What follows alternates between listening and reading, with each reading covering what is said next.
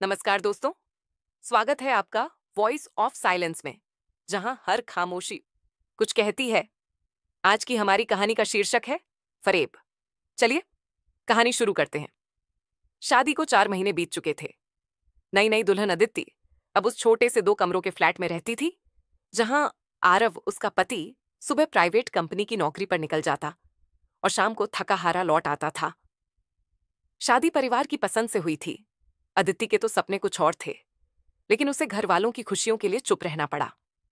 उसका स्वभाव बहुत शांत था, इतना शांत कि कई बार लोग समझ ही नहीं पाते कि वह खुश है, दुखी है या बस सब में घुलने मिलने में समय ले रही है। एक गहरी खामोशी उसके चेहरे पर रहती, जैसे कितने रहस्य दबाए बैठी हो। शादी के शुरुआती दिनों में वो मोहल्ले की किसी भी औरत से ठीक से बोल नहीं पाती थी। गली की महिलाएं अक्सर उससे बात करने की कोशिश करती, लेकिन वह हमेशा नजरें झुकाकर जी आंटी कहकर चुप हो जाती। धीरे धीरे मोहल्ले के लोग उसके बारे में अपनी राय बनाने लगे। बहुत सीधी सादी है ये लड़की, कम बोलती है, इसीलिए घुलती नहीं है, नई जगह है, टाइम लगेगा। मगर कुछ ही हफ्तों में मोहल्ले की नजरें बदलने लगीं। एक दिन जब अदिति सब्जी लेने नीचे आई, तो पड़ोस की सुचित्रा आंटी ने पहली बार उसके हाथ पर लाल निशान देखा। निशान ताजा था, चोट साफ नजर आ रही थी। आंटी ने पूछा, बेटा ये हाथ पर क्या हुआ? अदिति ने चेहरे पर जबरन मुस्कान खींची। कुछ नहीं आंटी, गैस स्टोव से लग गया। आंटी मान गई, पर 2 दिन बाद उसके गले पर हल्का नीला निशान दिखा, फिर चेहरे पर सूजन, कलाई पर खरोंचे। अब मोहल्ले वाले धीरे धीरे फुसफुसाने लगे, लगता है इस पर हाथ उठाता है उसका पति। बेचारी, कितने अत्याचार सह रही है। कितना बड़ा दानव है आरव। मतलब, बाहर इतना सभ्य और घर में इतना हिंसक। आरव जब गली से गुजरता तो सब उसे सम्मान से ही मिलते, लेकिन अब उनकी आंखों में एक सवाल उभरने लगा था। हर कोई सोच रहा था, क्या ये वही लड़का है जो सामने हमेशा मुस्कुराकर नमस्ते करता है, और इस शक्ल के पीछे इतनी हिंसा छिपी है? बेचारी अदिति की जिंदगी बर्बाद हो गई। मोहल्ले की निगाहें अब अदिति का पीछा करती। वह सब्जी लेने नीचे आती तो उसका चलना हमेशा थोड़ा असंतुलित दिखता। कभी कमर पकड़कर चलती, कभी उसकी गर्दन कठोर लगती, मानो दर्द हो। सबके मन में यही बात आती, ऐसी चोट कहीं गिरने पड़ने से नहीं लगती, ये तो मारपीट ही है। कोई रोज रोज थोड़े गलती से चोटिल होता है, और ये लड़की खुद बोलती क्यों नहीं? कुछ लोग यह भी कहते, हम तब तक कैसे मदद करें जब तक ये खुद नहीं कहती कि पति मारता है। लेकिन किसी की हिम्मत नहीं होती थी कि उससे सीधे पूछें। मोहल्ले में एक और बात अजीब लगने लगी।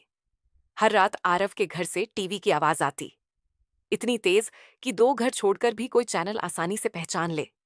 सबको लगता, ये लड़का आवाज इसलिए तेज करता है ताकि अगर वह पत्नी को मारे तो चीख बाहर न जाए। अब बात एक सिर्फ शक की नहीं रही थी, ये विश्वास बनने लगा था कि आरव पत्नी को मारता है। और अदिति की चुप्पी सबको इस निष्कर्ष पर पहुंचने का सबसे बड़ा सबूत थी। एक दिन अदिति सब्जी लेने आई तो मोहल्ला जैसे जम गया। उसके चेहरे पर नीले निशान थे, कलाई पर सूजन, पीठ पर शायद चोटें थीं, जिसका अंदाजा उसके चलने से लगाया जा सकता था। सुचित्रा आंटी खुद को रोक न सकीं। वह तेजी से अदिति के पास आईं और उन्होंने लगभग चिल्लाते हुए कहा, अदिति बेटा, ये क्या हो रहा है? कौन मारता है तुम्हें? बोलो। अदिति तुरंत घबरा गई, उसकी आंखें भर आईं। उसने सिर झुका लिया और सिर्फ इतना बोली, कुछ नहीं, मैं ठीक हूं। उसकी आवाज इतनी कांप रही थी कि सुनने वाला भी दहशत महसूस कर ले। अब मोहल्ले वाले इकट्ठा होने लगे। सब एक दूसरे को देखकर कह रहे थे, अब और नहीं, हम पुलिस बुलाएंगे। इतना अत्याचार कौन सहता है? अदिति खुद बोलने से डर रही है, लेकिन हम मूक बन के नहीं रह सकते। लेकिन अदिति सिर्फ नामे सिर हिलाती रही। नहीं, नहीं, मैं शिकायत नहीं कर सकती, मुझे कोई कंप्लेन नहीं लिखवानी। उसकी आंखों में पानी था, और डर या कुछ और, किसी को पता नहीं था। पड़ोसियों ने अदिति के माता पिता को फोन किया। 2 घंटे के अंदर वे टूटी हुई हालत में उसकी ससुराल पहुंचे। अपनी बेटी का ये हाल देखकर उसकी मां फूट फूट कर रो पड़ी। अदिति बेटा, तूने हमें बताया क्यों नहीं? क्यों सह रही थी तू ये सब? अदिति बस अपने आंसू पोंछती रही।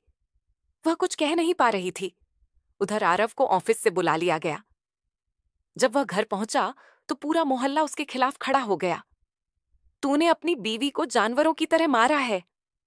शर्म भी नहीं आती तुझे? इतनी अच्छी लड़की है, तूने इसे जिंदा लाश बना दिया। लेकिन आरव ने एक भी बात का उल्टा जवाब नहीं दिया। वह बस शांत खड़ा रहा। उसकी आंखों में हैरानी थी, गुस्सा नहीं। वह सिर्फ एक ही बात लगातार कह रहा था, मैंने इसे कभी हाथ नहीं लगाया। लेकिन गुस्से में जलते लोग उसकी बात सुनने को तैयार ही नहीं थे। मोहल्ले का माहौल उबल रहा था। किसी ने पुलिस भी बुला ली। कुछ ही मिनटों में 2 कांस्टेबल और एक महिला सब इंस्पेक्टर वहां पहुंच गईं। सब इंस्पेक्टर ने पूछा, अदिति, अगर तुम्हें शिकायत करनी है तो अभी बताओ, हम तुम्हें सुरक्षित ले जा सकते हैं। अदिति रो पड़ी, नहीं नहीं, मैं शिकायत नहीं करूंगी, मुझे मत ले जाइए, मैं ठीक हूं। पुलिस, पड़ोसी, माता पिता सब आरव के खिलाफ और अदिति के साथ खड़े थे। फिर भी वह कह रही थी, आरव ने मुझे नहीं मारा। लोगों को लगा वह पति के डर से झूठ बोल रही है। पुलिस ने जबरदस्ती मामला दर्ज नहीं किया, लेकिन सलाह दी कि अदिति अपने माता पिता के घर चली जाए। अदिति को उठाकर उसकी मां ने गले लगा लिया। चल बेटा, अब तू यहां नहीं रहेगी एक पल भी नहीं। मैं तुझे इस दरिंदे के पास नहीं रहने दूंगी। आरव चुप खड़ा था। उसकी आंखों में दर्द था, दर्द सवाल का, दर्द बेगुनाही का। 1 महीना बीत गया। आरव का नाम पत्नी पीड़क की तरह फैल गया था। ऑफिस में लोग उससे दूरी बनाते। फ्लैट वाले लोग उसके आने जाने पर धीमी आवाज में बातें करते। रिश्तेदार भी फोन कम करने लगे। उसके अपने माता पिता तक ने उसके सामने बैठकर पूछा था, सच सच बता दे बेटा, क्या तूने सच में बहू पर हाथ उठाया था? इस सवाल ने उसे अंदर से हिला दिया था।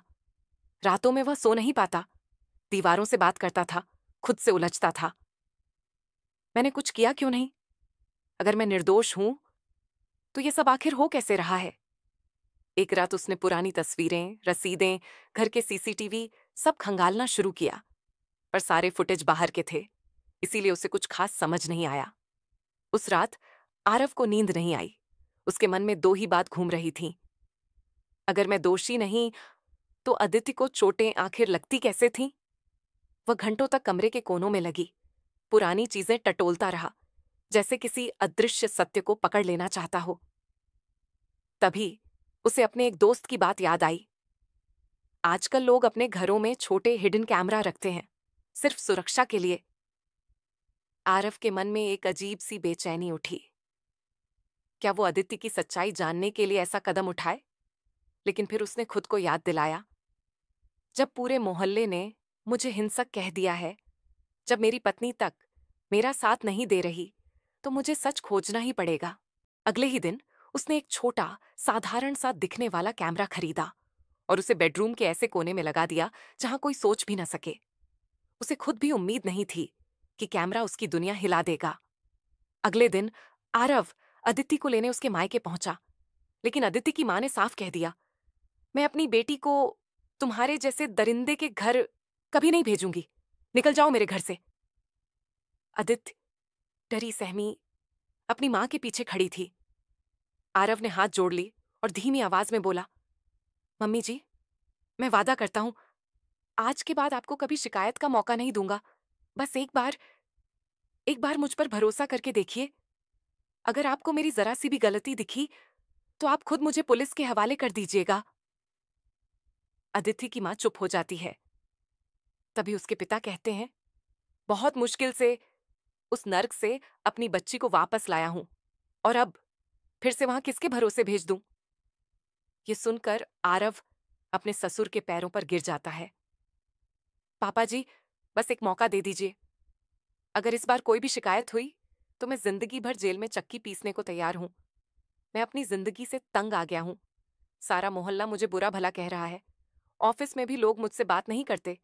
सब मुझे पत्नी को प्रताड़ित करने वाला आदमी समझते हैं।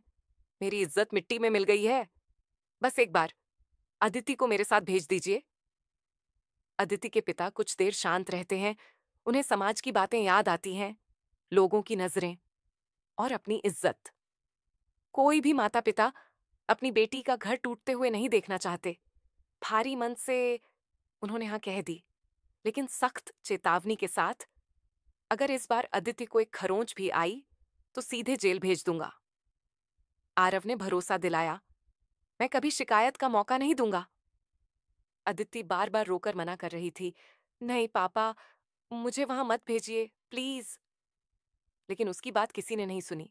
मां ने समझा बुझाकर उसे भेज दिया गया। जब मोहल्ले वालों ने अदिति को जाते देखा तो सबकी आंखों में एक ही सवाल था, पता नहीं अब यह दरिंदा इस मासूम बच्ची के साथ क्या करेगा। एक आंटी ने अदिति को रोककर कहा, बेटी घबराना मत, तेरे माँ बाप भले यहां नहीं हैं, लेकिन हम सब तेरा परिवार हैं। अगर इस आदमी ने तेरे साथ जरा भी गलत किया तो हम इसकी सारी हेकड़ी निकाल देंगे। अदिति की आंखों में आंसू आ गए। जी आंटी, लेकिन मैं किसी से कुछ नहीं कहूंगी, बस मैं अपने घर जाना चाहती हूं। और फिर अदिति और आरव घर लौट गए।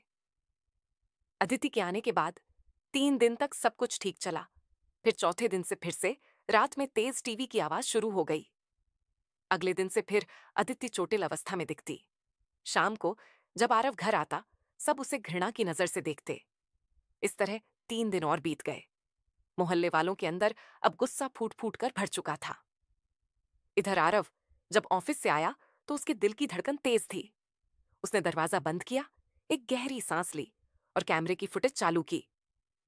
कुछ मिनट तक तो कुछ खास नहीं दिखा, लेकिन शाम के एक हिस्से में अदिति अकेली बैठी थी, मेकअप किट लेकर। वह कलाई पर एक क्रीम लगाती, फिर उस पर गहरे ब्राउन और पर्पल शेड से चोट जैसा निशान बनाती, फिर वही गले पर, फिर कमर पर। फुटेज देखकर आरव की सांसें रुक गईं। उसकी आंखें फटी की फटी रह गईं। वह खुद को बार बार समझाने की कोशिश करने लगा, शायद कोई और वजह होगी, शायद ये मतलब अलग हो। लेकिन नहीं, अगले दिन की फुटेज और भी साफ थी। अदिति शांत बैठी हुई अपने गाल पर उंगली से मेकअप की हल्की चोट बना रही थी। यह अब सिर्फ शक नहीं था, यकीन बन चुका था। लेकिन फिर भी वो समझ नहीं पा रहा था कि क्यों। अगले कुछ दिनों में आरव ने और जानकारी जुटाई। वह उस केमिस्ट की दुकान गया जहां से अदिति दवाइयां लाती थी। वहां की सीसीटीवी फुटेज देखकर वह हैरान रह गया। अदिति रोजाना भारी मात्रा में सेडेटिव्स, नींद की गोलियां खरीद रही थी। वह यह बहाना देती, मुझे माइग्रेन और इंसोम्निया है। यही बोलकर डॉक्टर से नींद की दवा की पर्ची बनवा ली थी और एक ही दवा अलग अलग मेडिकल स्टोर से खरीद लेती। उसे अब ये बात समझ आ रही थी। सबसे बड़ा झटका तब लगा जब उसने अदिति का पुराना फोन, जो कि टूट गया था, उसे बनवाकर चेक किया। एक रिकॉर्डिंग में अदिति किसी लड़के से कह रही थी, मैं सबको विश्वास दिला दूंगी कि आरव मुझे मारता है, ताकि तलाक आसानी से हो जाए। रिश्तेदार और पड़ोसी जैसे जमीन में गड़ गए। अदिति के पिता ने कांपती आवाज में पूछा, बेटी, तूने यह सब क्यों किया? अदिति फूट पड़ी। उसकी आवाज में टूट चुका मन था। मैं उससे शादी करना चाहती थी। मुझे मजबूरी में यह शादी करवाई गई। मैं क्या करती? मोहल्ले में पहली बार ऐसा सन्नाटा था जहां लोग बोल नहीं पा रहे थे, क्योंकि सच ने उनकी सोच को तोड़ दिया था। सच्चाई सामने आ चुकी थी, लेकिन उसका बोझ किसी एक इंसान पर नहीं, पूरे मोहल्ले पर गिरा था। अदिति के पिता दीवार से लगकर बैठ गए। उनका चेहरा ऐसा था जैसे किसी ने उनकी उम्र एक ही पल में 20 साल बढ़ा दी हो। हमने हमारी बेटी को क्या बना दिया? उनकी आवाज भारी और टूटी हुई थी। अदिति की मां लगातार रो रही थी। तूने ये क्या कर दिया, अदिति? किस गुस्से में, किस डर में? अदिति बस चुप थी। उसने अपने हाथों को कसकर पकड़ रखा था, जैसे वह खुद को भी माफ नहीं कर पा रही हो। पड़ोसी, जो 2 महीने से आरव को अपराधी मान बैठे थे, अब अपने ही शब्दों से चुभ रहे थे। सुचित्रा आंटी की आंखें लाल थीं। हम हम कितने गलत थे। आरव ने किसी पर कोई इल्जाम नहीं लगाया। वह बस खड़ा रहा, शांत, थका हुआ, टूट चुका। तभी पुलिस अंदर आई। उन्हें लगता था कि वे एक और घरेलू हिंसा का मामला दर्ज करने आए हैं, लेकिन माहौल देखकर वे रुक गए। आरव आगे आया। ऑफिसर, शिकायत मैं करूंगा। उसकी आवाज में कोई गुस्सा नहीं था, बस एक गहरी थकान थी। पुलिस ने सबूत देखे, कैमरा फुटेज, केमिस्ट की सीसीटीवी, पुराने प्रेमी की रिकॉर्डिंग और अदिति के बयान में लगातार झूठे आरोप। अब मामला पूरी तरह बदल चुका था। पुलिस ने अदिति को समझाया, मैडम, ये सिर्फ घरेलू मामला नहीं है। ये झूठे सबूत बनाना है, दवा का गलत इस्तेमाल है, एक निर्दोष आदमी को फंसाने की कोशिश है। अदिति कांपते हुए बोली, मैं जेल नहीं जाना चाहती। मैं बस अपने प्यार से शादी करना चाहती थी। पुलिस ने उसके पिता की तरफ देखा। हमें बयान लेना होगा। अदिति के पिता की रीढ़ जैसे टूट चुकी थी। उन्होंने बस सिर हिलाया। पुलिस उसे अपने साथ नहीं ले गई, लेकिन जांच शुरू हो चुकी थी। आरव ने सिर्फ इतना कहा, मैं चाहता हूं कि कानून इसे तय करे, न कि भावनाएं। बाहर खड़ी गाड़ी में अदिति को बैठाया गया। उसकी मां ने उसे थामा, लेकिन उनकी आंखों में विश्वास नहीं बचा था। उनके पिता ने आखिरी बार उसकी तरफ देखा। वो नफरत नहीं थी, वो दर्द था। तूने सच नहीं छुपाया, तूने हमारा सिर झुका दिया है। अदिति, आज से तू हमारे लिए वही नहीं रही। अदिति फूट फूट कर रोने लगी। मुझे माफ कर दो, मुझे मजबूर किया गया था। मेरा दिल, मेरा दिमाग कुछ नहीं समझ पा रहा था। लेकिन पिता ने धीरे से अपनी बच्ची का हाथ हटाया। वो बोल नहीं पाए, बस मुड़कर अपनी कार में जाकर बैठ गए। ये वो खामोशी थी जिसमें हजारों चिल्लाहटें छिपी थीं। दोस्तों, क्या अदिति के साथ सही हुआ? इस कहानी के बारे में आप अपने विचार हमें कमेंट करके जरूर बताएं। ये वीडियो पसंद आई हो तो इसे लाइक करें, अपने दोस्तों को, रिश्तेदारों को शेयर करें और हमारे चैनल को सब्सक्राइब करना बिल्कुल ना भूलें। जाते जाते ये जरूर बताएं कि आप इस वीडियो को भारत के या दुनिया के किस कोने से देख रहे हैं। राधे राधे।